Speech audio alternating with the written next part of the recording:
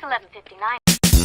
AskGunQuestions.com is a website that we built back in 2007, and since then, for the last 15 years, people have been able to ask questions of simple to advanced nature, and we attempt to answer them in different ways over the years. Join us now as we start a new series to answer gun questions. And welcome, everybody. Sorry for everybody who's watching live for the late start, but everybody's listening to the podcast. Welcome. We go live every Saturday and answer gun questions that come into the website, as it says there. And we did start late today. It's my fault. And Tony and I were kind of catching up here. And I said, hey, why don't we just go live? So Tony is driving right now. Thanks for joining us. And you were just telling me where you're driving from. Yeah, I'm up here in Aberdeen in New Jersey, Aberdeen Guns and Ammo. And they donated 1,000 rounds of 9 to us for us to use, because next week we're going to be, on Thursday we're going to be at Union Hill Gun Club. So I needed some 9, so they gave me some 9mm. So that's going to be awesome. And then while I was there, because they're a new gun store, so if you live in Jersey, drop by, give them a look. They have some cool guns, including what we call here in Jersey non-NFA items, which anywhere else you'd call them AR pistols or AR rifles. AR pistols or AK pistols. But we can't have those in Jersey. But if it's 6 inches overall length, we can have them, but it has to have a vertical grip. So somehow that makes it legal in Jersey, and they have some of those. And they were showing me those, and they have some pretty good bills. Some of them are, more inexpensive Palmetto State Armory bills, which is fine. But some of them are from higher end AK builders. And one was even an AK 9mm. Now, to me, what it helps with is it's a lighter firearm for somebody who's new to guns. So that gets your wife, girlfriend, friend, whoever it is that thinks this AR is too heavy to shoot something that's not heavy, that's very wieldable, and gives them a positive experience with the firearm the first time they shoot it. And now they have one of those evil AR-15s or evil AK-47s, but they like shooting it. And it also, the ARs have, what do you call those devices? One of the cans that project sound further down range. So we don't even have to have that concussive force hitting them, because people confuse that with recoil too. And it's just a concussion of shooting in an indoor range in a port. Well, they don't get that with this. So for me, in the diversity shoot, it's a win-win to be able to have one of these. That's why I was trying to push other companies to produce them, because at the time, when I first started this, only a couple of companies were doing it, and they were charging like $1,900 for these things. And for me, I couldn't understand. I mean, I knew what they were doing. They were making money. But it was annoying me, because that's a heck of a price when your regular rifle's $1,100, but with a 10.5-inch barrel, it's all of a sudden $1,900. You're pricing people out that are just learning about this thing. And I was asking for help from from Radical Firearms, because they make more inexpensive firearms, to what's the other one? Bear Creek Arsenal, Anderson. I approached them all, and none of them would make it. If they were already making pistols, I'm like, all you have to do is put a vertical foregrip and send it to Jersey. Nope. So that was a little frustrating. Well, they changed the law here in Jersey that you can actually make these yourself now. Before, they were limited to, you could only have one of these if you bought it from a factory. Well, they changed the law. So as long as it's according to law, you can build it up yourself. So that's what I'm doing. I'm building a 10.5-inch 7.62 by 39. And the only reason I had a 7.62 by 39 is because it was less expensive. When I got the upper from Bear Creek, that ammo was cheaper. Well, that jumped out the window. And it's just expensive to run AK ammo as it is 5.56. But I have it now, so that's what I'm going to run and introduce people to firearms with this particular firearm that I'm building. But if somebody wants to send me a 5.56, I'll take it, or even a 9mm. I'll take it, because I think that's a great great starter firearm for somebody that wants to run an AR. A 9mm PCC with a 10.5-inch or 11.5-inch barrel would be great, in my opinion. Pretty much for anything, as long as it runs your particular self-defense ammo, I don't find anything wrong with it. Yeah, once there's no NFA to have to comply with, then I think that's a decent size. I don't want to call it PDW, but like a personal firearm. Mm-hmm. I agree. Yeah, once that goes away, and then, I mean, truthfully, look, 9mm is there, and the reason I say it is because it's more of it. You know what I mean? It's just more 9mm ammo available at a lower price for somebody that fires 1,000 rounds, or at least close to 1,000 rounds every event. I have to keep that in mind. But if you're anyone else, yeah, you can have a 10mm PCC or 45A PCC and get, all the juice for the squeeze. I do it, but I live in Jersey where it just makes more sense for me to have a traditional pump shotgun for the optics of it, especially being a Second Amendment advocate and somebody that runs what I run. It's easy enough for a prosecutor, even if it's a good shoot, to try to paint me in the corner as a gun nut immediately. It's kind of weird that you have to keep that in mind, but probably a good point. Could make sense. It's ridiculous because a good shoot should be a good shoot regardless if you have a self-defense scenario.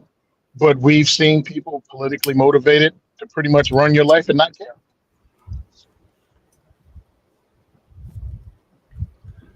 All right. Well, so you were up at the gun shop. I'm going to jump over and see if we got any questions, but you want to tell us how was the Wii shoot? Diversity shoot? First one. Yeah. So Diversity shoot was really great at Wii shoot. It was the first one we had there. And because it sold out so quickly, and it sold out quickly because they helped. They put us in their flyer so people knew about us, and we actually sold out before the day of the event.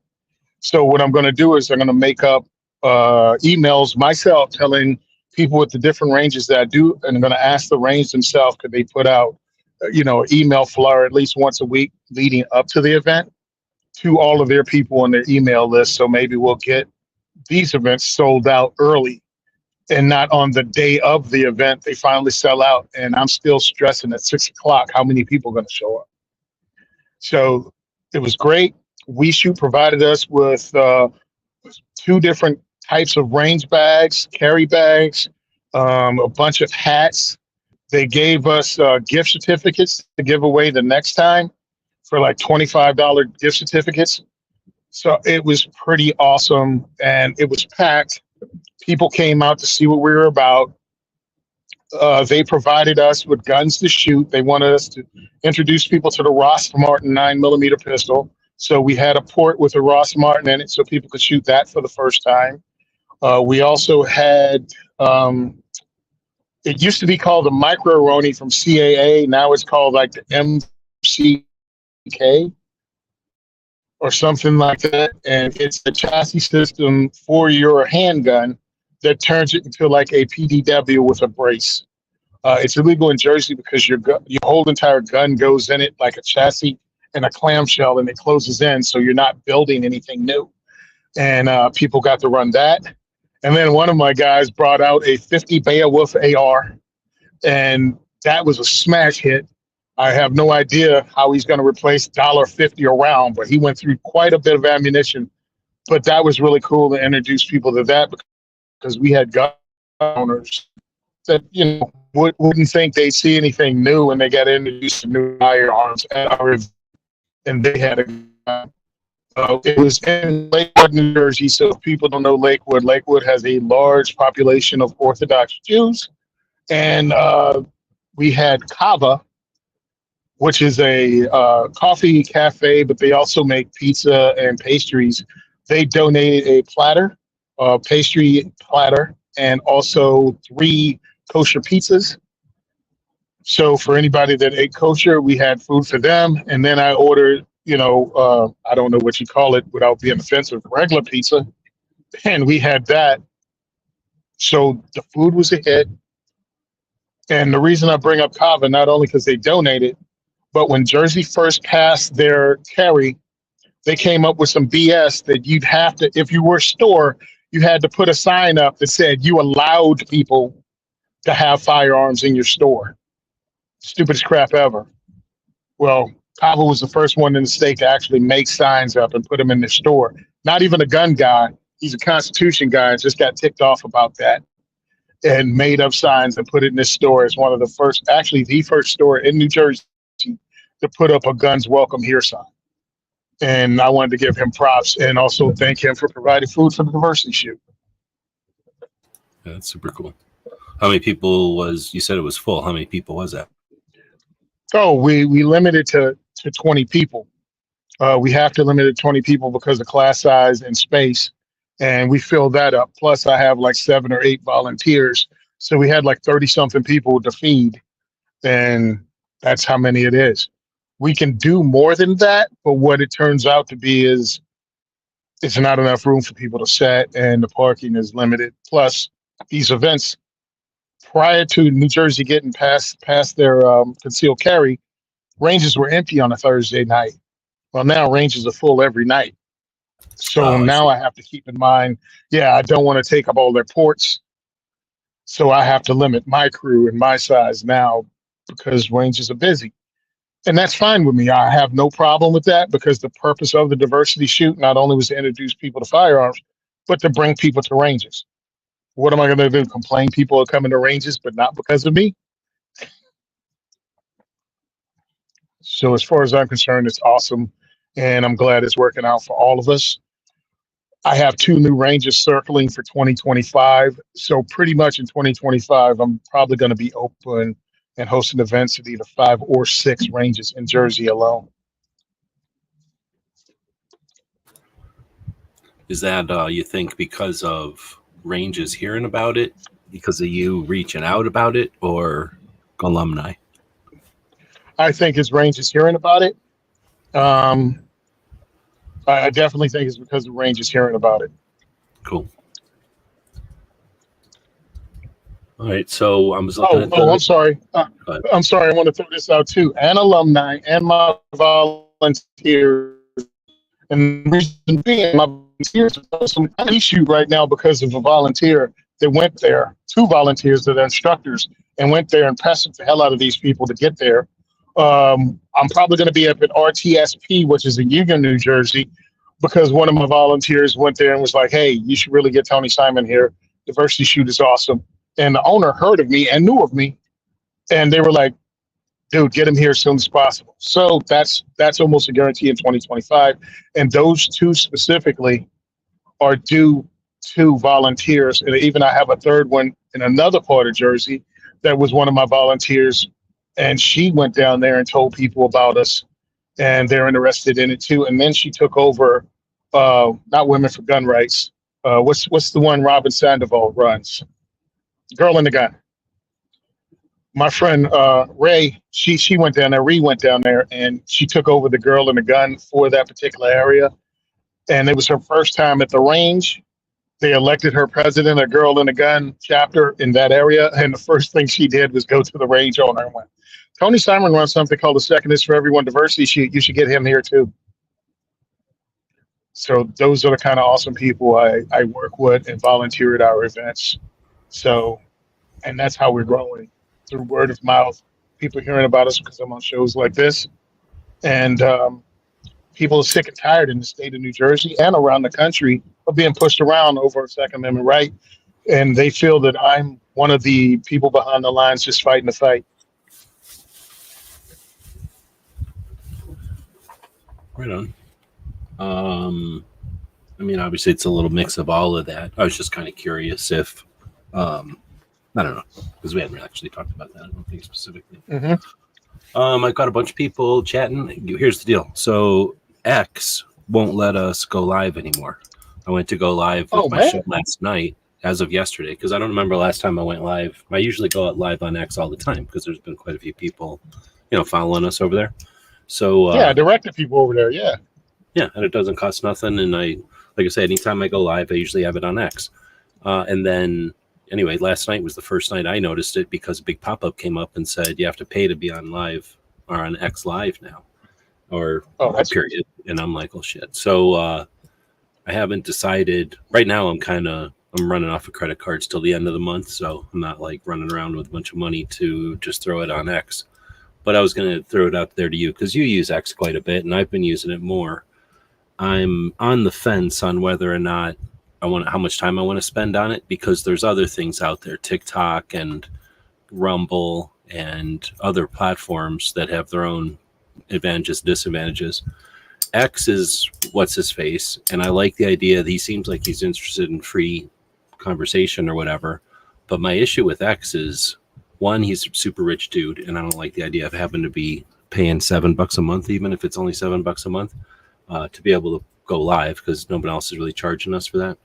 Well, I shouldn't say that. I think LinkedIn charges us, but so I don't do it. And, it does cost me something to run the software. But anyway, he's rich. He doesn't need the money. So I'm just debating that. Plus, it's so angry over there. Like, I don't know if it's even worth it. We get lots of people listening from X, but they never participate. And they're almost always yelling at each other. I mean, not technically, but you know what I mean? It's a lot of making fun of each other. At least that's what I see. I try not to follow people who are too worried about everything or too jumping off the, I don't know what you call it, jumping off the dock every time something happens. But I end up, some of the people I do follow, because they're friends of mine or whatever, end up just making fun of the other side constantly, and that's annoying. And then anytime I follow a thread or whatever, follow something, even if it's something benign, like let's say John Richardson posts something, he's not trying to piss people off or create, controversy or nothing. He's just reporting on stuff he finds interesting. I'll go click on it, and then it just gets angry in the comments and stuff. And that's part of the reason to click on it, is to see the story, but then to see people's reaction. And I don't know if it's that constructive. I guess maybe that's the way to say it. So what do you think? I know you're using X, but would you pay to use X, or do you pay to use X? You're muted. All right, hold on. Yeah, sorry about that. No, I'm not going to pay. I've thought about it and thought about it. X can be a cesspool. I jump in, I post my post. If I read something cool, I repost it. But the negativity, I ignore it. Every now and again, someone will try to attack me because they can't actually have a conversation. So they'll call me fat. And I just laugh at that because I'm like, bro, I use the hashtag largest pound for pound gun bunny in America. You're not going to break my heart by calling me a fat guy. I'm not going to be offended. But I'm looking at what do I get back from that? Like I grew my following really. I grew the following quickly, but what was in it for me? I don't know if it even has been any return on it. And I have 7,600 followers. Like what's the cost, for investment? And I post enough. I mean, truthfully, yeah, all I saw, and I know it's $8, but I'm like, what do I get? The ability to go live? I don't do that. The ability to write longer posts? Nah, just figuring out how to keep words brief makes more sense, and it's better, I think. I don't know what would be in it. And you can edit, yeah, but I only have to edit like every once in a while. It's usually because of a typo more than anything. Exactly. So I just delete and re-upload it. Yeah, see, that's kind of what I've been thinking too. But at the same time, I think it gives you access to the ads and stuff over there, which could be lucrative. So I might pay for it, but I'll probably pay for it on the gear side. And yeah, just have to sacrifice the live. I think I was going to say that same thing. I don't really know what my numbers are over there. I'm at 4,000. Yeah. So, yeah, I mean, it's nowhere. You're double the size of my channel. My channel was all whenever Twitter first started, though. Nobody's really subscribed to my channel lately because I don't do much. I just repost and post my own stuff. So I'm not really doing anything. I'm not getting in, I'm not putting like I'm not trying to argue, and I'm not putting out stuff over there that people come to look at. But whenever I see a large influx of viewers or followers or subscribers or whatever the platform calls them, usually that's an ego thing. So unless you're looking for the ego boost of having 10,000 people listen to what you say every day, then I mean, you're trying to get stuff accomplished. You're trying to do stuff. You're trying to put butts in seats and pay for pizzas and that kind of stuff. And if that's not happening, then who cares if 7,000 people think it's cool what you're doing? It's awesome. But let's get to a platform where there's some people that are getting stuff done and accomplishing some stuff and sharing. And I know to some people it sounds bad. I mean, look, thank you for all the people that say, hey, I like what you're doing, because it feels good to be appreciated. But unless it's helping me fund this, which again is being done as a hobby for now, because I make zero money. I mean, today I drove an hour each way to pick up, $300 and something worth of ammo. That works for me, but that's not going to put gas in the car. That comes from me.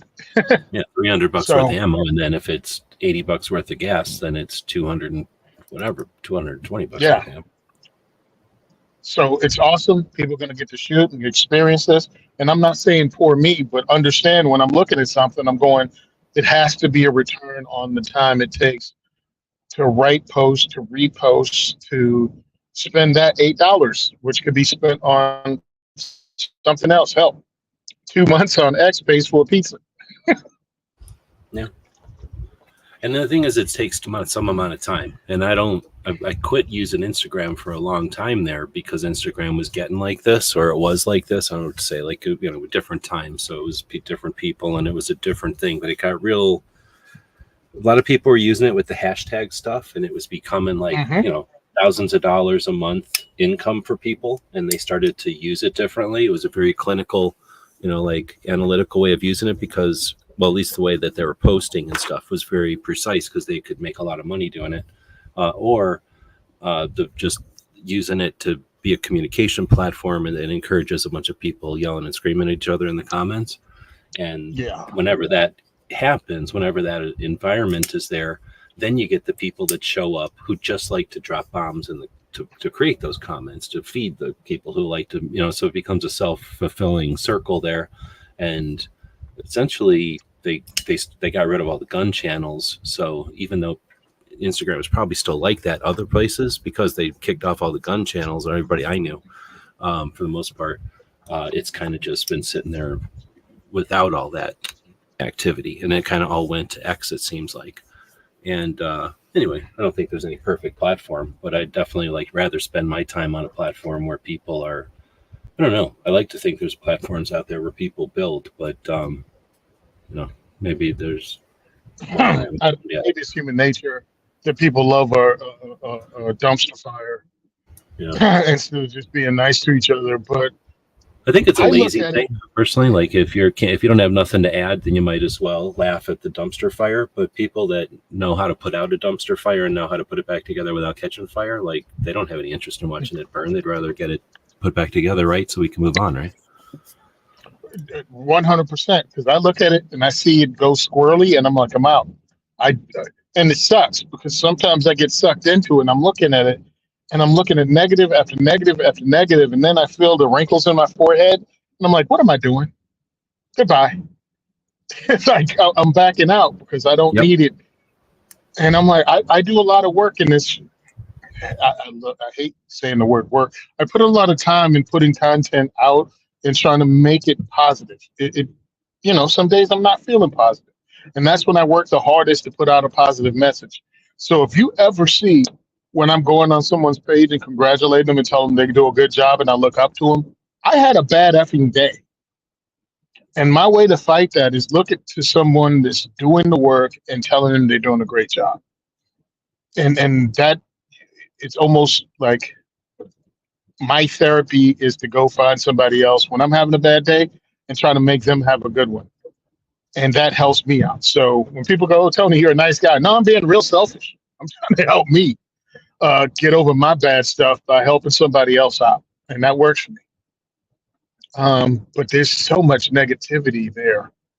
And I'll go ahead and tell you something. I probably never said it on the show. So I was taking some, what do you call that? Further education, extended education.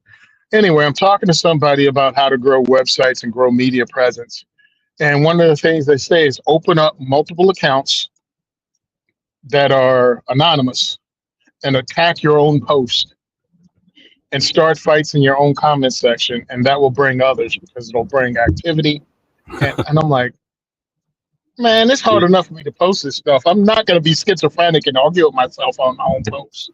I mean, it kind of makes sense. I can understand the concept. It's sort of like putting $1 in the tip jar, but yep, you know, it's essentially that. Some people are going to get it, and some people are going to go, that dollar didn't just show up out of nowhere. There's nobody else. I'm the first one here, you know. But I got to laugh at it because I'm like, I mean, like you said, it's probably good advice and it's $1 in a tip jar. But I'm funny naturally.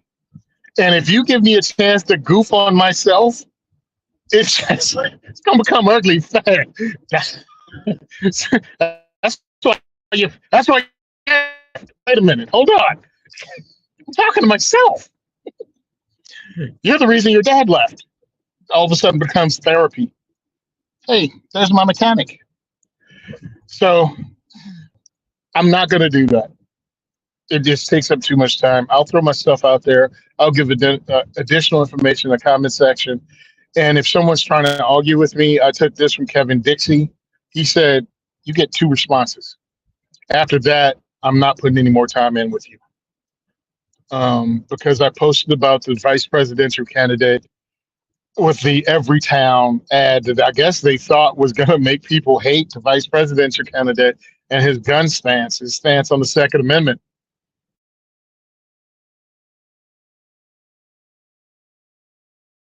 And all the horrible things he does, like gun violence isn't a real problem. That was the first one. He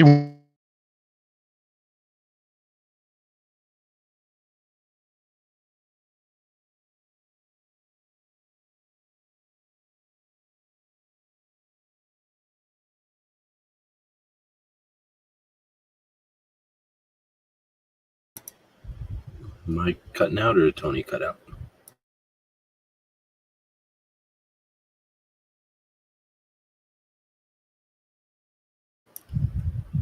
I'm not seeing any movement. I think Tony dropped out. All right, he's driving, so hopefully everything's okay. He's probably jumping between towers. I know that happens to me when I'm driving sometimes.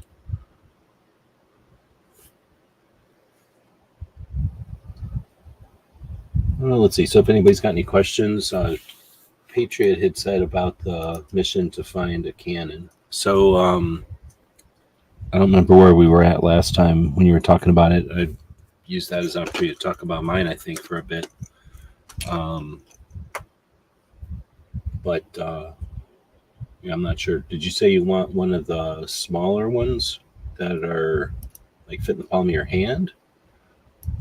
Or a larger one like that you'd set on a table that might be size of maybe the size of an old telephone, something like that, because there are some that are that size. Hey, you doing all right? Yeah, man. I'm upset because I broke into rap and I started riffing right off the top of my head. Like an open mic, and it was fire. It was hotter than Eminem, but I can't remember it all now, so I can't redo it. Dang it! I know kind of recorded. Dang it, dude! It was fire. It was the new. I don't know who's new. It was the new Kendrick Lamar, man. It was hotter than that.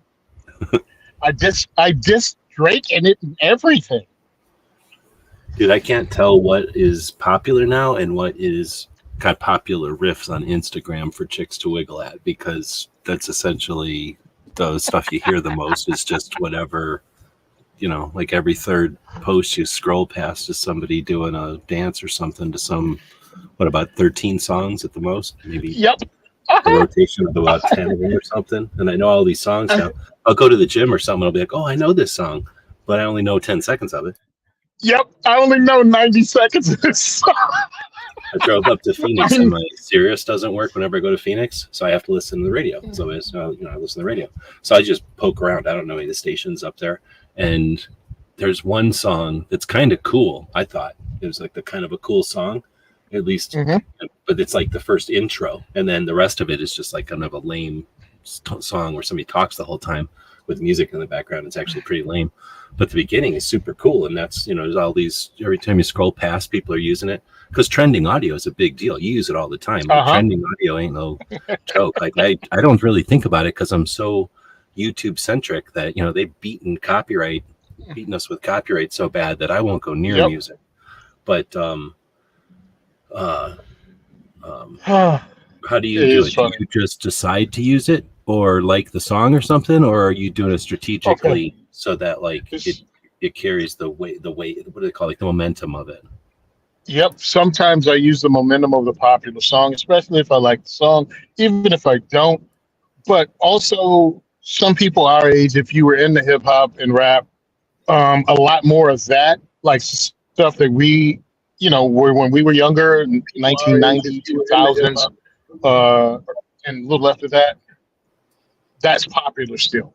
So when we put that out, it's come back. So that's cool, and it'll pull the nostalgia thing. The other thing is I'll use what's trending if it doesn't suck. Like today, I'm doing pretty well with the Chick-fil-A R15. You saw that, right? The Chick-fil-A AR that I saw at WeShoot. Oh, yeah. I'm not a big fan of those. I get them, but I'm not the biggest fan of them. But go ahead. It was a paint job of what about it, right? The music I put with that. Or no, Chick-fil-A. Yeah, it's a paint job for Chick-fil-A. And on the slide, it says, it's our pleasure to serve you. And like, how may I help you or something like that is on it. And the Chick-fil-A logo is on the pistol grip. So it's unique. It's different. And I put How May I Serve You, the comedian that made a rap song pretending he was a Chick-fil-A worker. Well, that's the sound I put behind it. And it just got people laughing at it. And then I asked the question, are you a fan of themed guns like that? Themed firearms? And would you want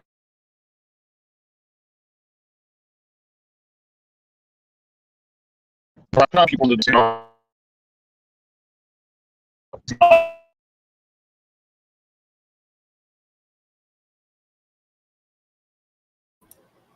It's breaking up again, so I don't know. Is this like going under bridges, or is this going between buildings?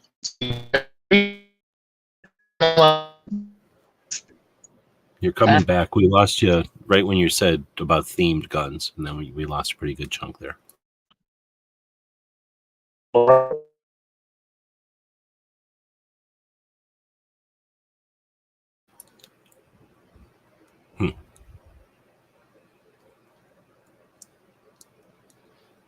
So do we blame this on the Microsoft thing, or do we blame this on something else? The weather?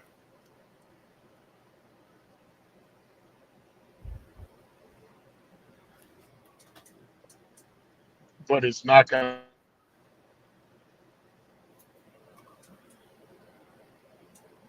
It's coming back. He hasn't disconnected. Oh, hello? Now you're back. Yep, now you're back. We lost you like literally maybe like 2 minutes ago when you said themed guns, and then it crapped out. But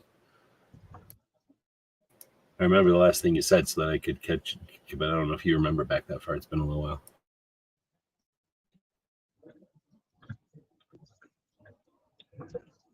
All right, I'm in a weird area. I'm near Jackson, where Great Adventure is. I don't know if people know Jersey or Great Adventure, but that's where I'm near. So it's a little spotty, but yeah, I just wanted to know whether people wanted to. It's just it's kind of country, but it's congested, and it'll do weird things going up and down these hills. But I'll stick around regardless because, again, like I told you, I have to be somewhere at 5, so I got the time. Yeah, so I don't know if people like it or not. They also have a Deadpool gun. They also have a Deadpool rifle and a Deadpool pistol. I'm going to do video on those too to let people see them because it's a little bit controversial, and I totally get where you're coming from because it's kind of silly. But if it gets Well, people interested in firearms, I'm thinking more of it from it could be misunderstood as a prop or a toy or squirt gun or something like that. So there's a difference between like when you say a Deadpool, that's either going to be or like a stormtrooper gun, right? That's either going to be like a paint job on it, just done some way, and then maybe the same one that he used in the movie. But you know what I'm saying? It's not like they're gonna turn it into a stick or turn it into like the ones that I think are the closest to the line would be like when they take DeWalt and make it look like a power drill or some other kind of tool or something, or a toy like a Nerf thing, or no, that game. Oh man, Duck Hunt? Nintendo Duck Hunt one. Yeah, especially when it's a Glock, because it's so similar looking. I get it, but it's like a Photoshop or like as a whatever. But at the same time, like, why bother the people who aren't going to get it? And okay, and then we actually had. But anyway, that's my only thing. I don't care either way. It's just that I don't prefer them. Yeah, we had that conversation at the store about it while I was filming. And somebody said the exact same thing you did. And I said, I understand, because you'd have to be thick in the head not to understand your concern. But I'm like, it's upon the firearms owner to treat that like a gun, because they know it's not a toy. So you secure it just like you do a regular firearm. You don't get a buy because it looks like the Nintendo. Oh, fuck. Huh? No, I would say even more. But yeah, I agree with you. Just with something like that, you want to make sure it's never just sitting out, because it could be misunderstood. Exactly. But that's my thing. 100%. As long as it's sitting in a case, it's like on a frame, or it's in a gun shop. Like, yeah, it's showing off the skill of a painter, and maybe it's got some irony or something funny in it. But that's something I'm just saying. I think that's different than if you take a gun and you give it a Cerakote job, and then you write on it like Deadpool was here, or some funny thing from the movie, or somebody like rattle cans it to look like a movie. Like, I don't care about any of that. That's just somebody wanting to make their version of something. So what if it's a gun? Like everything that's out there, people decorate their shoes, their cars, their golf clubs, their guitars. Exactly. Like we decorate our stuff. I don't have a problem with decorating stuff. I'm just saying, when it gets to that line where the antis are gonna potentially, I just don't like leaving low hanging fruit. And most of the time it's just for views on Instagram or something. And that's where it's like, what's the real gain? We just, back to our old conversation. What's the real gain here? Some people who could give a shit about you and are not going to pay for your lawyer are going to go, thumbs up, cool. And, but anyway. And they're gone. So for me, because the more I thought about it, it helps me if I have unique handguns, right? And unique rifles. Because all the crap looks alike if you're not in the guns at all. All the crap looks alike even if you are in the guns. So to me, to have a Deadpool pistol that's a Glock or a SIG or whatever it is, people are going to remember. What was your favorite gun to shoot? The one with Deadpool on it. All right, cool. That's the HKVP9. Oh, what? Here, right here. Here's the website. You can tell all your friends about it. You can get that gun without the paint job, too. Really? Because I like the way it's shot. Boom. That's a win for me. Also, it has them remember it, and the gun doesn't look as intimidating if it's themed. You know what I mean? It takes the evil black rifle away for the most part. The gold normalize them too, right? Like, so it's not like, like hammers or something. Most people don't fuck with their hammers, but every once in a while somebody does, and it normalizes them. It's like, yeah, it's just a hammer. It's not like it's a weapon or anything else. Yeah, so I'm actually in the public relations arena to get people to look at firearms as other than just a tool. And I'm not saying that you're wrong or you should look at it more in the other way, but understand firearms can serve a whole lot of purposes. And one for me is to introduce people to firearms by any means necessary to help normalize it. And that's what helps me. Yeah, you might not want a gold AK. I'd love a gold AK.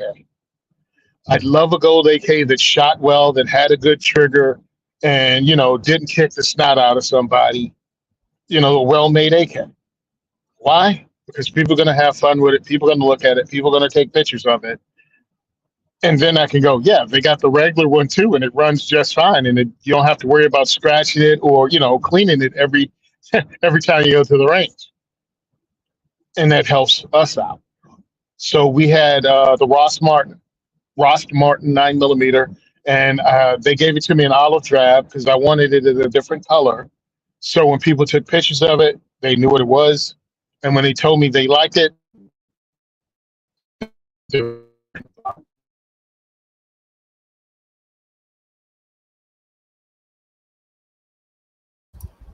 So for the people that are listening out there, would you want one of them Ross Martins? Have you seen anything about them? Are you getting one? Do you already own one? they had the Deadpool rifle there. Crap, crap, crap. I'm coming to You're the back top now. of the hill. I'll be back in a second. Oh, you're Okay, back yeah, now. I'm coming to the top of the hill. All right, cool. I don't know where I dropped out, but Pretty much as soon as you said Ross Martin.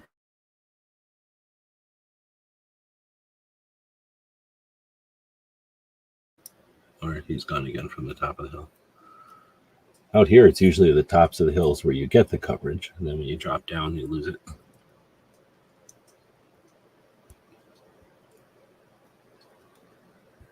So thanks to the folks that asked some questions in here.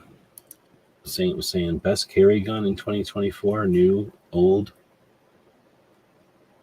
I don't even know what the guns are this year. Tony probably knows some.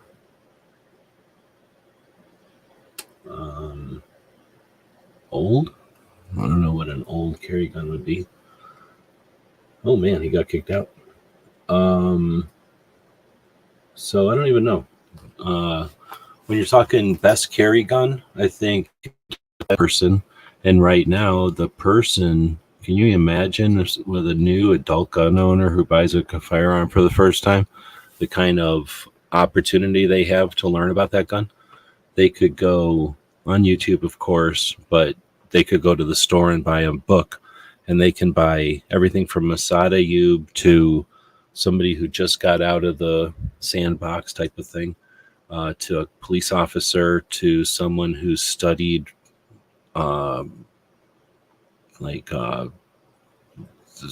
concealed carry tactics, and then they could go find somebody who just studied concealed carry interactions, because hello. all of those are different. Hey, you're back. I was just digging into a question there. The last thing you had said was Ross Martin, so I don't know if you can remember Okay. back to where you were there. Yeah, we had the Ross Martin, and I insisted on getting it in olive drab so it looked different. So if a firearm looks different, it helps me and it helps my clients or my attendees. And it also helps my guys because they'll remember because we have an after action report when we hang out afterwards and smoke cigars in the parking lot. They let me know how the event went, the ups, the downs, what we could do better. Like, we obviously take this seriously and we tweak it as we go along. So it helps. And getting higher end handguns and firearms in will also help. So that's a mission I'm on now, to get higher end guns on. Like this painted gun. What was it? The Chick-fil-A gun? I still like Chick-fil-A R15. I think that's hilarious. It's an Anderson. And a friend of mine went, of course, a gun like that's an Anderson. And I'm like, nobody's going to buy a nice armament and Cerakoted with a Chick-fil-A logo. That's just not happening. You know what I mean? Mm-hmm. So to me, and it's funny because there are certain guns that everybody understands is a meme gun. An Anderson can be used, an Anderson, a Bear Creek, a Palmetto State. All those could be meme guns because all it is a canvas for you to throw your thing up. High points, meme guns. But on the flip side, on the more expensive end, Desert Eagles are meme guns. And you've seen people make stuff up and put it on a Desert Eagle, even though, the base gun was $1,500. But that's pretty much about as expensive as you're going to get for most meme guns. Keep in mind, though, that a lot of times people get airsoft guns and do all that work to them, and then unless you see it firing, it could be a $35 gun. That's true too. But it's funny, and I make fun of people because they go, "Yeah, it's a meme gun. It can't be taken too seriously." And I'm like, yeah, Knight's Armament is a meme gun too. Y'all just ain't getting the joke. I'm like, you guys are LARPing.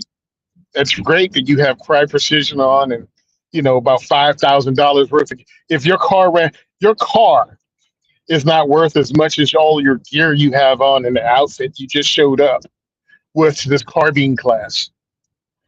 I'm like, to me, that's a meme also. And I'm not goofing on you. Use your gun however you want. Pay as much as you want or as little as you want. And I told you this because we spoke about it off air. When I took the Chris Costa class here in Jersey, I was the only veteran there.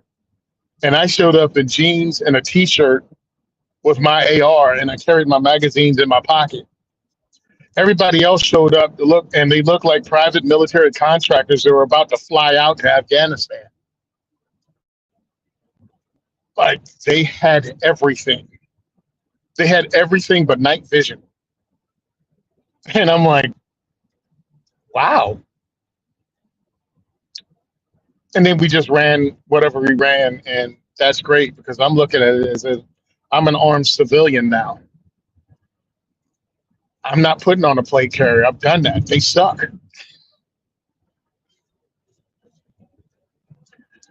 I don't want to play that game. I've ran classes in Jersey in August with a plate carrier, with a plate in it. Man, that was hard work, and all I did was run a class. I didn't even have to do every one of the drills because I could describe most of them. And I was burning up, and we were under shade. So yeah, no, I'm not going to go to an event and up and down and all that stuff with all that crap on. But that's me. But you can do you.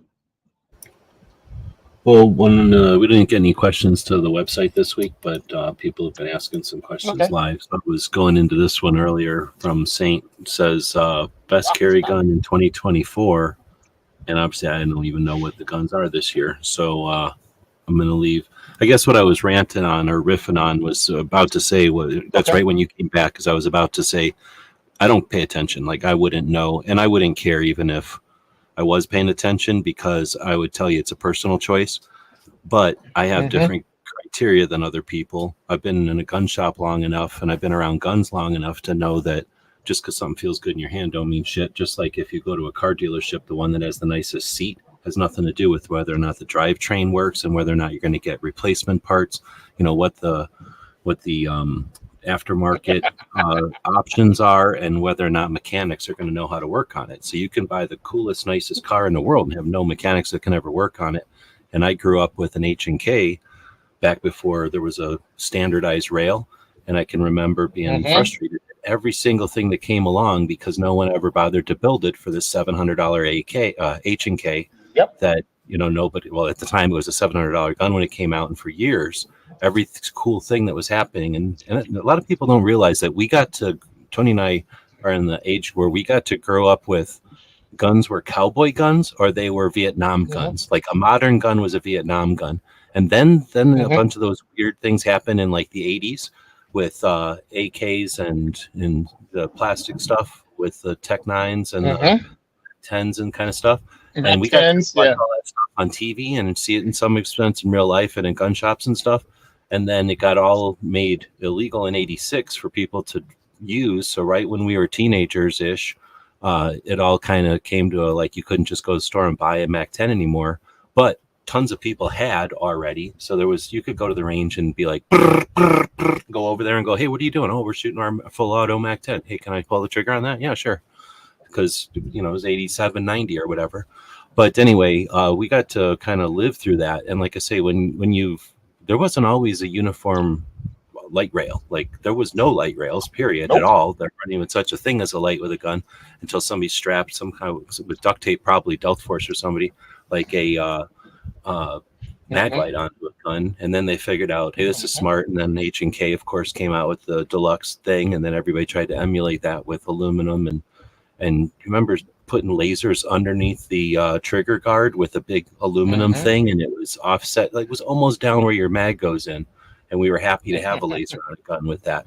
And it was, we just lived through a lot. So seeing all this stuff coming along, it's not like, I mean, it's a little bit more sophisticated, but the concept is still there. There's people that are like, there's going to be people to buy it. I can produce anything and someone will buy enough of it that it'll pay for the production of this. And I don't care what anybody says, that's still a factor. There's still people out there that'll sell you what you want to buy. And not everybody out there is like, oh, I care so much about the gun, and I really want to make the best gun, and I've shot every gun. Like, there are some passionate people out there, but there's just as many people that just want to make a buck. So what I was getting at is, what's the best carry gun? You're going to hear a lot of opinions. So I don't know, a lot of people over that kind of stuff, actually, you know, or whatever, like obviously at the beginning of the year when it all kind of starts up and the models come out. But you got to take that with a grain of salt at this point. Like, so many of these people are getting paid to say it. Are they ever going to say it's bad? No, they're getting freaking paid to say it's good. So it's no different than back in the days of the newspapers, or not the newspapers, but the magazines. It's just that people are paying, now they're just doing it for the free gun, or maybe the free gun and a couple of $1,000. But the best carry gun is, I go back to that, you know, some kind of an equation where, can you get the thing worked on? Can you get parts for it? Are you going to be traveling with it? And if so, can you go to any gun shop and get magazines for it? Like, what's the worst case scenario? Does this gun work in the worst case scenarios? And in your realistic worst case scenario, it's probably traveling and like, dang, I'm out of magazines, or I forgot my magazines at home, or, you know, the bag with the magazines got left at the hotel. I can travel 2 hours to go back to them, or I can stop at any gun shop along the way and pick up magazines for this thing. You know, that's the kind of factor I look at. And you know, holsters, same thing. It's a little bit different now than it used to be. There's more options now, but there's so many more guns. I mean, I haven't shopped for a holster, and I really couldn't even think of the last time I shopped for a holster. But I got to assume it's only more confusing, not less confusing than it used to be, because there's so many new manufacturers you might want to style. But do they make it in that weird ass gun you chose? You know, so if you pick things from that extreme or the most further extreme from the center, and think that's the best way to go because if somebody told you, or you figured that's, you know, all the factors that you want, then is it, because you can't get holsters and mags and all that? So I don't know if I'm some mix of practical and realistic, and also skeptical, super skeptical. I've definitely seen behind the scenes too much to know you know, how many of these people are just telling you whatever they're paid to tell you. They don't care. Anyway, I'm dying laughing, bro. But here's where you can find out. Go to a gun shop. Nobody believes this, but go to a gun shop or go to a range and ask them, because guess who sees the most guns and the most gun buyers and the most people buying guns, the most people happy or sad, and gets the best or the most realistic feedback is the gun shops and the ranges, for sure. And then I would say, even on another level, is the unique people like Tony, who essentially have the same thing. I mean, almost every couple of times a month, you're seeing people interact with firearms that aren't like, you don't have any interest if they buy them or not. Like, you might like the company or something, but you're not getting a buck if they buy that gun, and there's no guarantee they're buying that gun. So there's no sales there. It's just people and experiencing it. So I would say maybe some of the instructors out there might be able to give you some feedback, but they're so tainted with like their concepts and their, you know, if they like appendix carry, 8 revolvers, they're never going to acknowledge that a LCR in your pocket is worthwhile. You know what I mean? Like, they're going to be hesitant to that. So I just don't know who to give you for the best advice, but I can tell you that take all that into when you do it. I'll shut up now. Go ahead, and what do you think? Best carry guns for 2024? All right, I'm laughing my ass off because you gave the unvarnished truth about everything about the industry and about carry guns. And most people aren't used to hearing that. What they're used to hearing is YouTubers that want eyeballs on their channel, on their content, or also people getting paid to do it, or people that just want to sound like they know what the hell they're talking about. You're talking from years of experience, and everything you said is true. I was laughing because I'm just going to do the opposite just for the hell of it, to be a dick. Yeah, the best new gun for 2024 is probably going to be the SIG P365 Fuse. It brings all the cool stuff from the P365, which is one of the best-selling concealed carry guns in history at this point. Because the 10-round magazine in an overall small package that usually was shot 6-shot handguns. Also, it's a mature gun. It's a mature model because it is still something, the P365 that came out in 2017, and it's not really grown. The fire control unit is still the same fire control unit. The gun is still 1 inch wide. They've made the barrel longer and the grip longer, so it fits more hands. It's got a magazine well built in, but it's still concealable. Even with the magazine well on it, it's still not as wide as the Glock 19, and it's about the same size as the Glock 19, except the width is 1 inch at the widest point.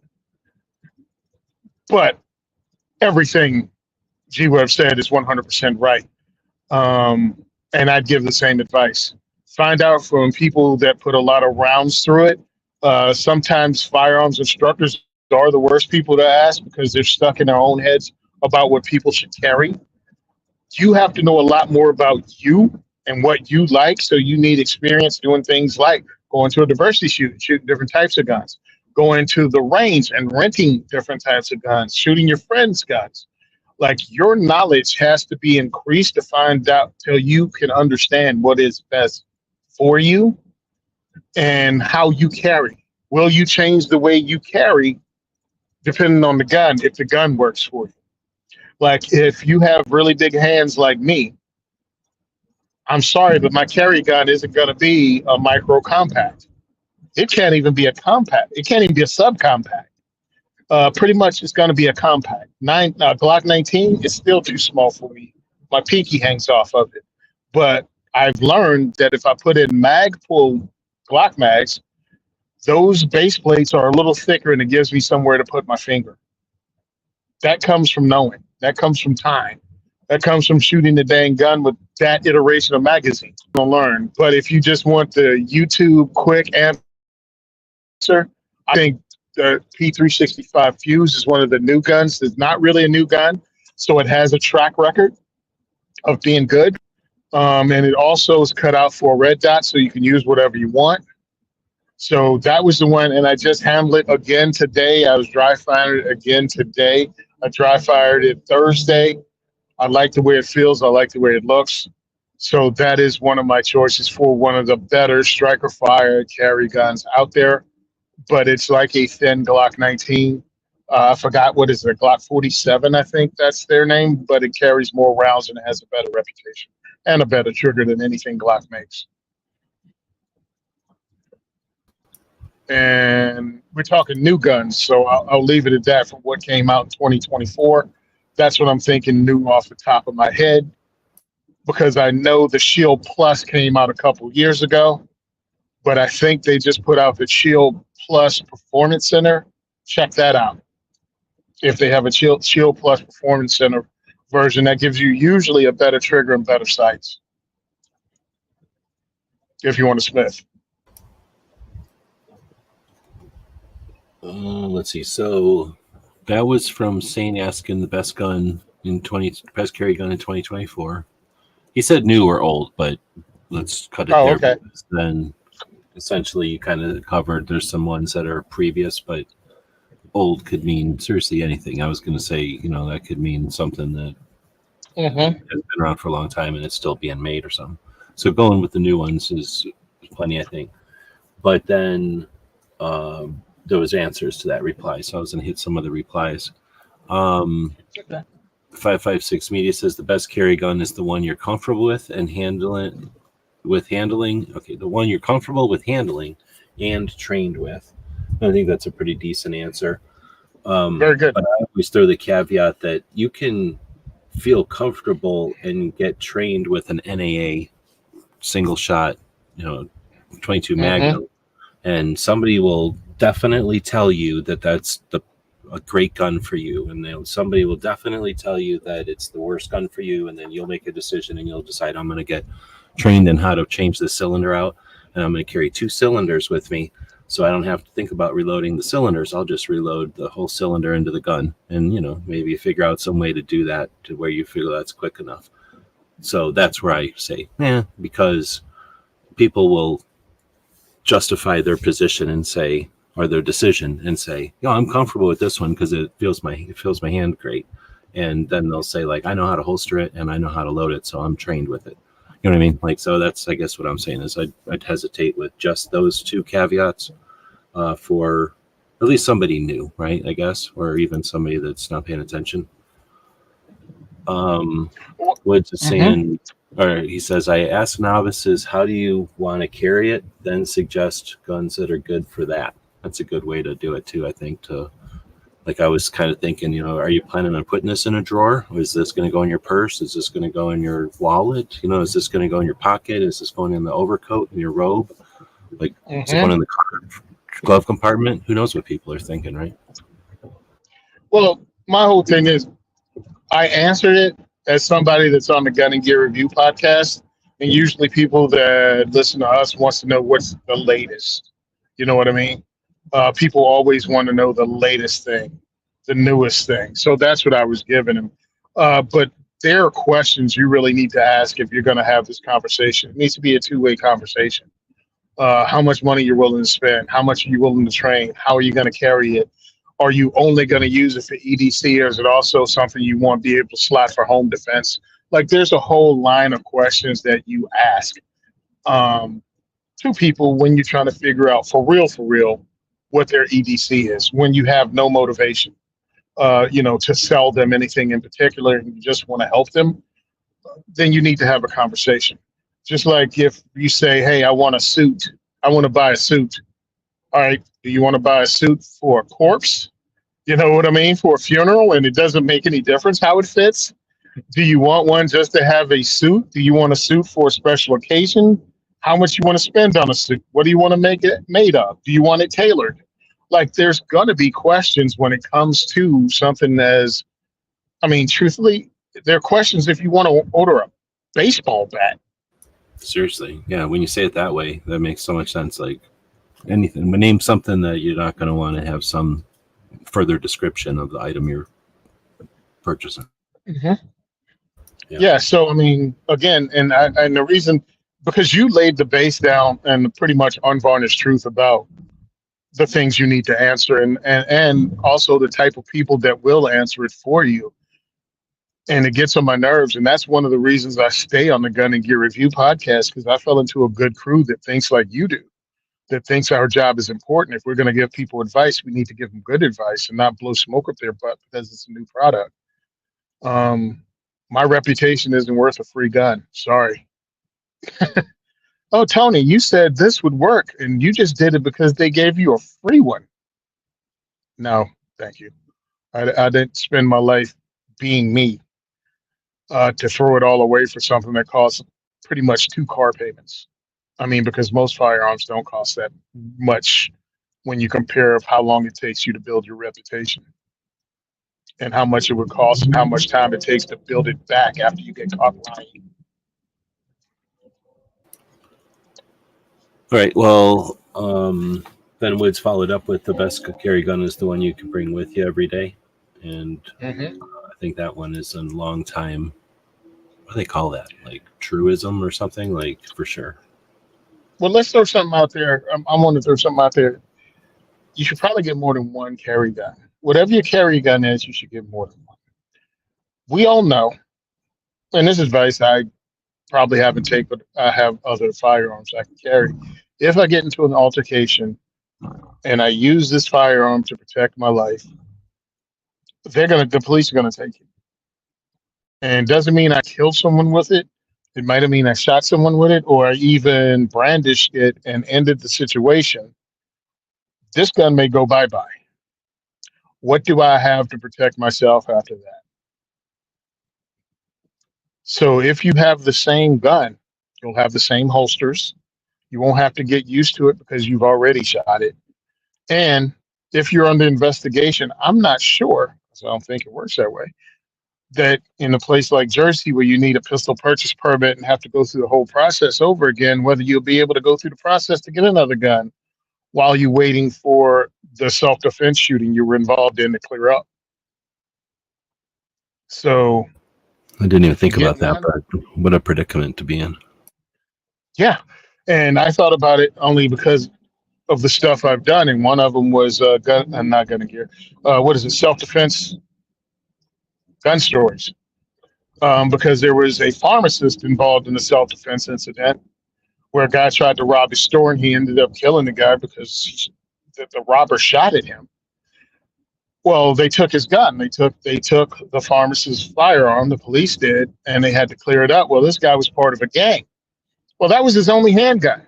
So the pharmacist was stuck bringing a rifle to work in a bag that he kept in the front of his car because that was his other gun.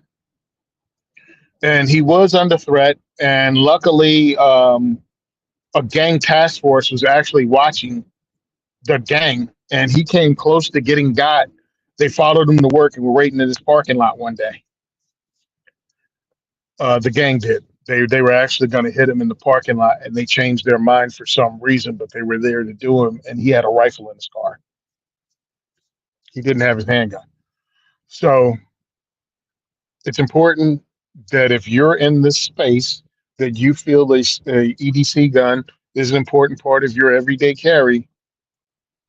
Maybe you should think about getting a second one just in case you have to use the first one, or in case the gun goes down and you send it to the shop or the site gets knocked off while you're training. You know what I mean? There's stuff out there that can happen to your EDC, and you should have a second one. That's a great point. So Woods had a question from before, but I'm going to bypass it and go to C&T, who had a statement more. He said the most passionate gun designers are the 3D printing guys. So we could talk about that, but as you were chatting before and what you just said now brought me back to what about the concept of normalizing 80% or CCW so that if you have to use it and it goes into the system you're talking about, oh, well, it was made for that. And then you got I like to go to the range and shoot this one because it's my comfortable gun, the $700 version of something at home. Or is that, well, I don't know. What do you think of that concept? Okay. Rob Pincus, a friend of mine, runs that, what do they call it? Gun maker match? I think that's what they call them. Yeah, the maker's match, yeah. Maker's match, yeah. So what people are learning is their 3D printed gun isn't as dependable as they think it is. I think if we got more normalizing 3D printing guns, it comes out of the basement. And I think that's what Rob and Guns for Everyone. Edgar. Thank you, Edgar. Edgar, I think that's what they're doing, and that's what they're helping to do. And I think that'll be awesome, but you still need to have that gun already made up and rounds ran through it so you know it works. So, yes, I think it's great. Well, what about 80%ers where it's just a frame? Oh, yeah. I mean, I support that too, but, that gun's got to be made. I can't have them here in Jersey, so I don't put a lot of thought into them.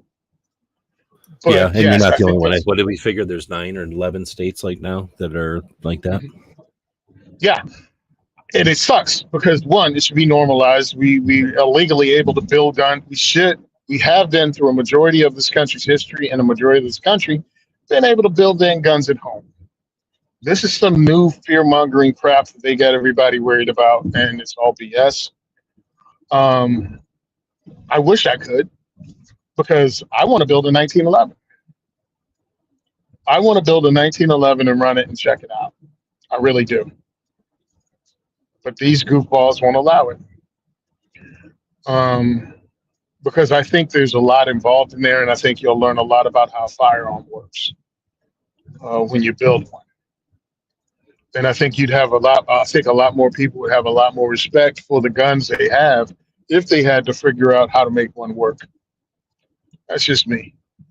But we're gun nerds. I mean, that's why we're on the show. That's what we're talking about it. And that's kind of our audience, or people like us that would think something like that is kind of cool. Now, many of us wouldn't, use whatever we build as a self-defense firearm. But imagine if you were good at it, it was easier, and you got to practice it without costing an arm and a leg, or worrying about going to jail like the poor guy in New York City who's still locked up because he built a gun at home because it's illegal in New York.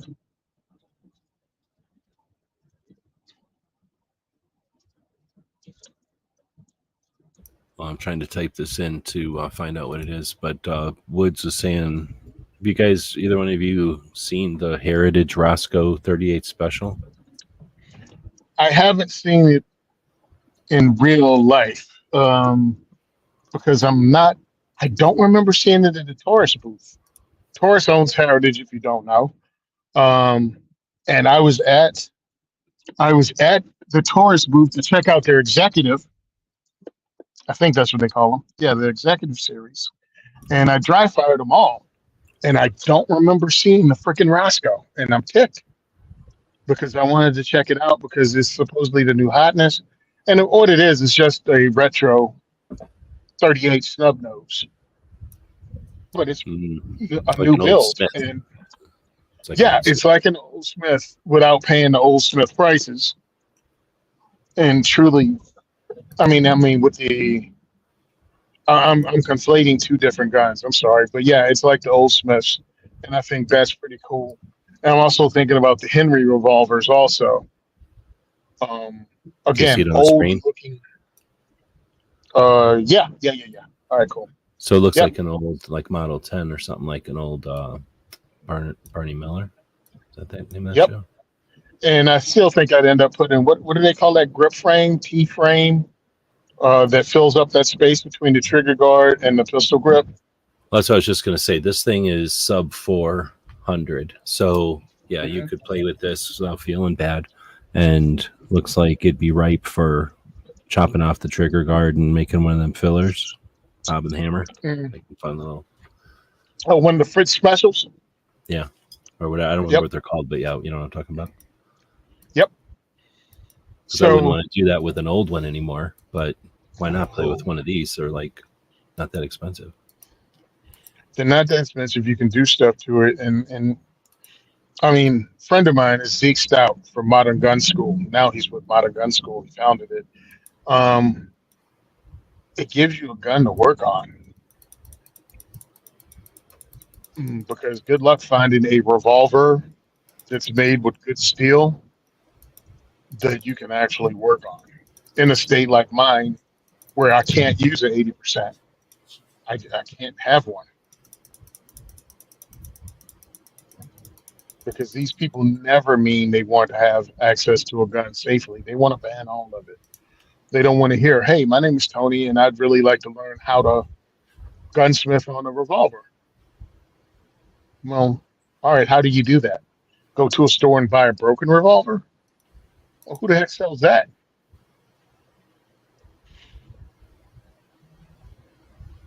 Go to StogieMag.com and buy one of the revolvers they have in parts. You heard of StogieMag.com, right? No. Okay. This is awesome.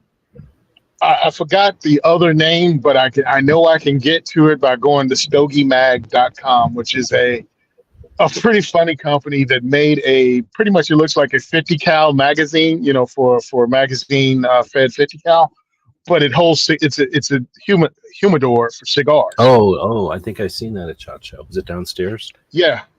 It was upstairs on the first day, and then they were walking around somewhere downstairs because people saw them. But up there at the manufacturer's thing on the floor right above,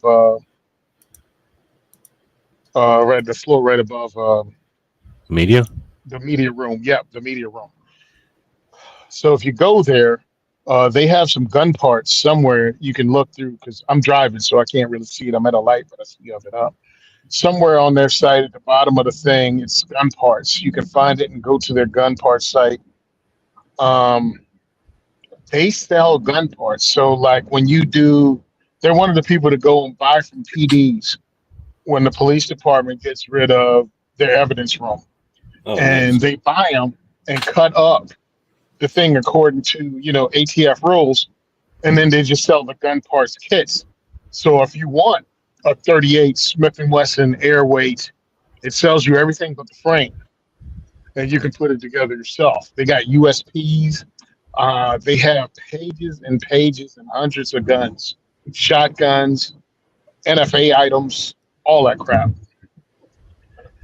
And it's just fun to go to. And that would be one of the things that, to me, would be awesome as, someone who's learning home gunsmithing from somewhere like Modern Gun School, that would allow me to have a real gun at the end of it, because I can't do that legally in Jersey. There you go. Yeah, that's I, pretty I neat. don't know. I don't know what it is. What's the name of the site? That particular site, or did you get through it through Stogie Mag? I found it through there. Everygunpart.com. Yeah, there you go. Every gun part. $150 for a Colt Junior, low 25 ACP Colt. And that's ripe for making a little receiver for it.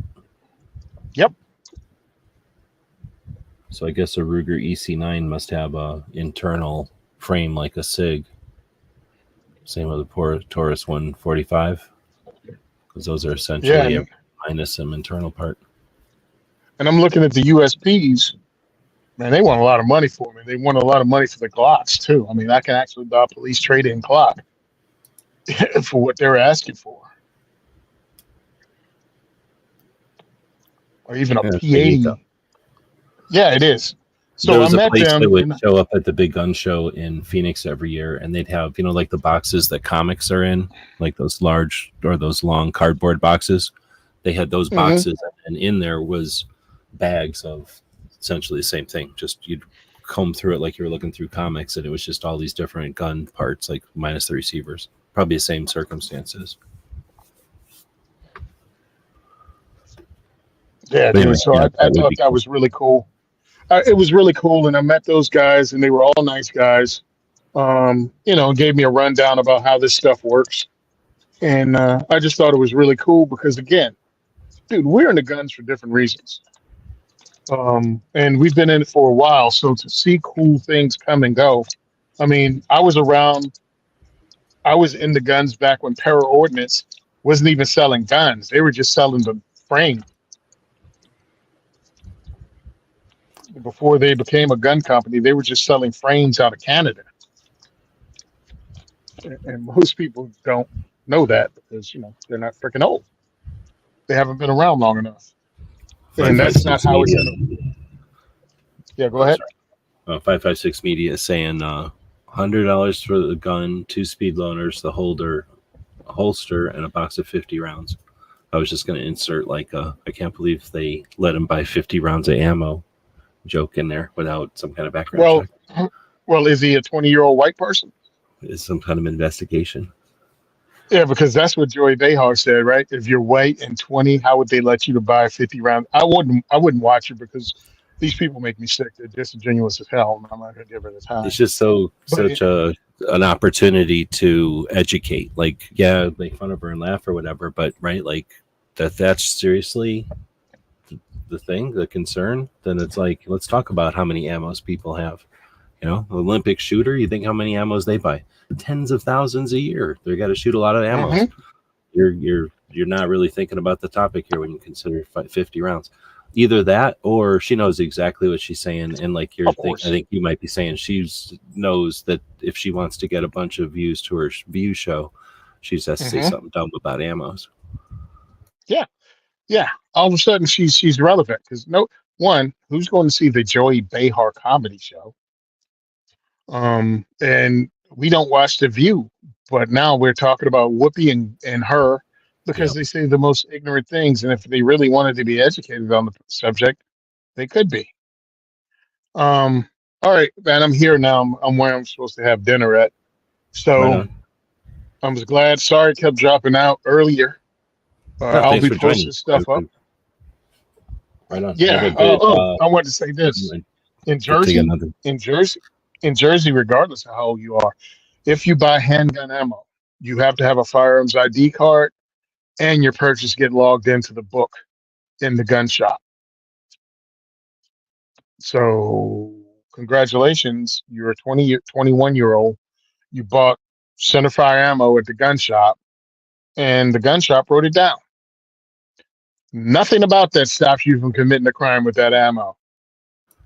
So, and it doesn't help him investigate it all either. And what would he do? Oh, this is the gun shop they bought the ammo at. Like, oh, okay. Where's the car? Where's the gas station they bought gas in the car for? Or like, where'd they get those shoestrings? Yeah. So it was really silly and means nothing. And I think I 100% believe you're right. When we can have the conversation to point out that congratulations, you make yourself feel better by just making other people jump through a hoop for no reason whatsoever. No, I'm over here at this plaza and I'm looking at a financial institution and they have things you can't have. They have a no smoking sign. They have a camera up that says there's a camera on the premises. And then they have a handgun. And I don't think it has an X to it. I think this place you can actually carry. Ah, in Jersey. I got to go take a closer look. But that's pretty cool if it is. Like they have the sign on the door like a no gun sign, but I'm not seeing a line across it. So they may actually welcome people carrying. Well, it's probably why whoever had the meeting with you decided to do it there, Hmm, who knows? All right, man. Hey, talk to you guys same next thing. week. I really appreciate your time, man. And diversityshoot.com, you can see what we're up to and find ways to donate. We sold out that place. So if you guys can help me out, Simon Says Train on Instagram, Simon Says Train on Facebook. Share my stuff, and we become our own algorithm to help get word out for Pro 2A advocacy because we need it more than ever because they're shutting us all down. So thanks a lot. I appreciate the opportunity, and I'll talk to you next week, man. Take it easy. Have a good dinner. Yep, bye. So, I don't know where DJ went, but I can't get back to his comments, but he threw comments out there, or I mean, he put a comment out there with the link to Diversity Shoot earlier. Let's see.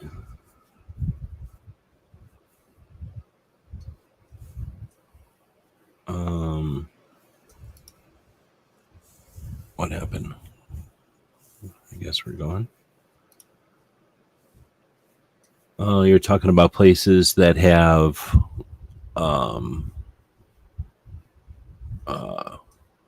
the signs up that say they're pro-gun.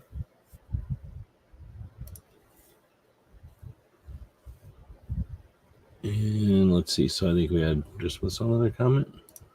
The pug on the thumbnail got me. What's y'all's favorite firearm? And I don't even know if I've got a favorite firearm.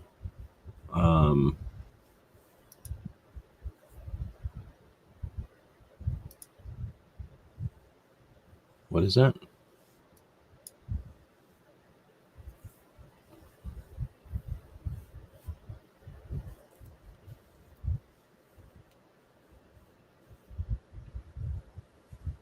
Oh, you were 45 minutes behind. Gotcha.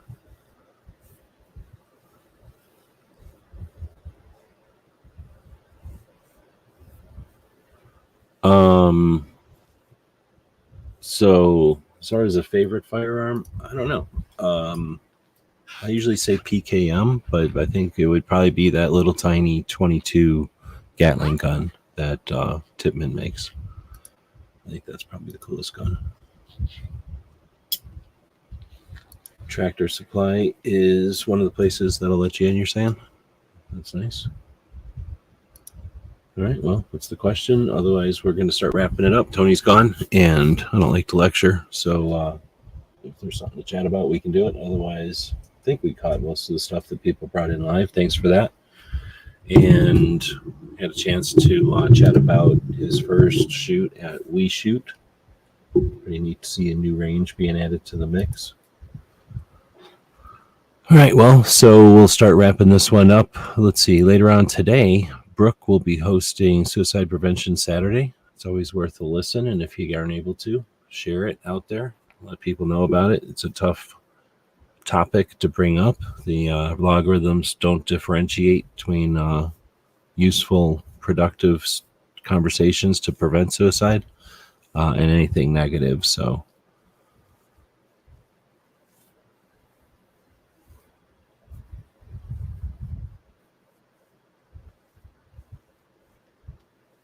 I don't know if 556 is having a fit or if you're playing a joke or something, but we're talking about the quote from, I think it was Joy Behar on The View the other day. And we're not actually talking about any situation you have going on there.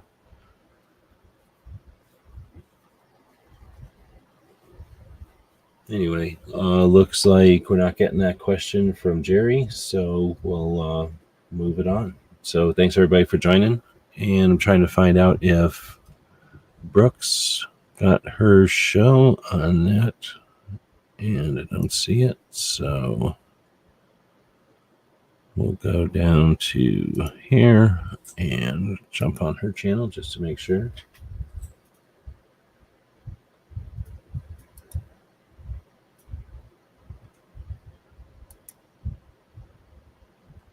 Nope, nothing posted yet. So we'll just recommend you head over to Brooks' channel later on this afternoon. And yeah, have a great day.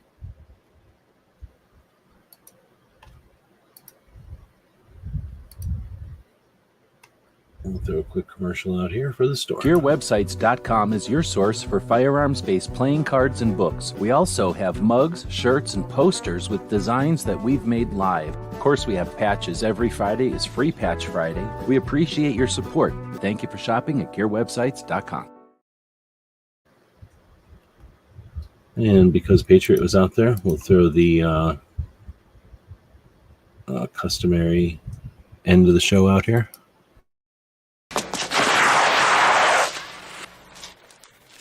Shit.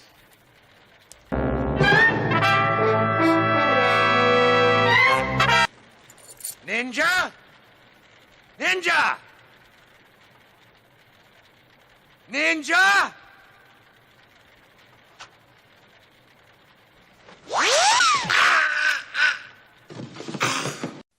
It's 11:59 at Radio Free America, and this is Uncle Sam with music and the truth until dawn. Right now, I got a few words for some of our brothers and sisters in the occupied zone. The chair is against the wall.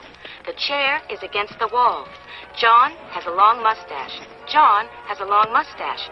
It's 12 o'clock, Americans, another day closer to victory. And for all of you out there on or behind the lines, this is your song.